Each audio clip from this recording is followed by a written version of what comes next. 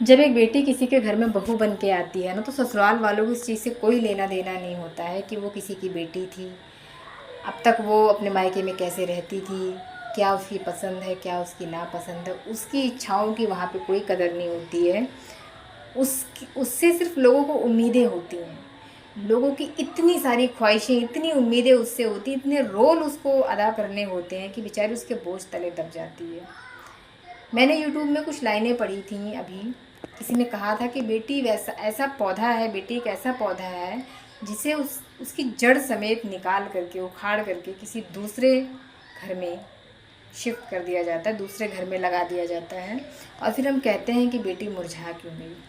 अब आप सोचिए ज़रा, जब एक हम पौधा लगाते हैं ना, एक गमले से दूसरे गमले में भी लगाते हैं, तो भी वो 4 से 5 दिन के लिए शॉक में चला जाता है, यानी कि मुरझा जाता है। फिर उसको धीरे धीरे हम पैम्पर करते हैं, समय पे खाद पानी सब जब देते हैं, तब कहीं जाके वो फिर से खिलता है।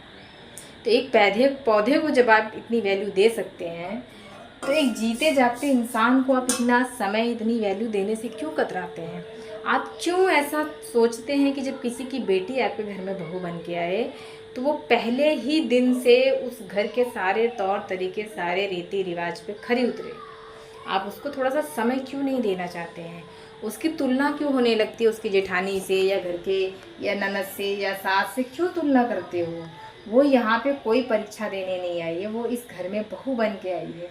धीरे धीरे आपके घर के तौर तरीके सीखेगी, धीरे धीरे आपकी सबकी जो भी हैं उम्मीदें हैं उससे, उस सब पे खरी उतरेगी। लेकिन आप उसको थोड़ा सा वक्त तो दो।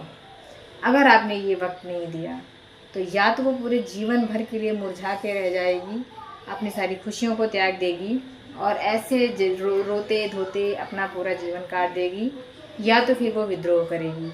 और अगर वो विद्रोह करती है तो उसका भी जीवन बर्बाद होगा, आपके जो घर का है ना, पूरी आपकी जो बनी बनाई गृहस्थी है, वो भी चौपट होगी। इसमें किसी का भला नहीं है।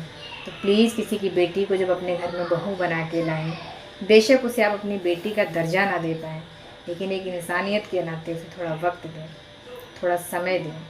वो बहू कोई रोल नहीं है जिसको वो प्ले करेगी आपके घर में आते ही। आप एक बटन दबाएंगे और बहू के रोल में वो सारा काम करने लगेगी। कोई ऐसा उसके अंदर भगवान ने सिस्टम बना के नहीं भेजा है कि जिस दिन उसकी शादी होगी आप एक बटन दबाएंगे और वो प्ले हो जाएगा, पूरा बहू का रोल वो करने लगेगी। ऐसा कुछ नहीं है।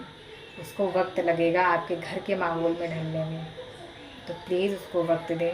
ऐसा किसी भी बेटी के साथ में ना करें कि शादी के बाद उसकी आंखों में आंसू आए इस बात को लेकर के कि मुझे यहाँ पे कैसे रहना पड़ रहा है, लोग कैसे हैं, मुझे क्यों नहीं समझता कोई। प्लीज़।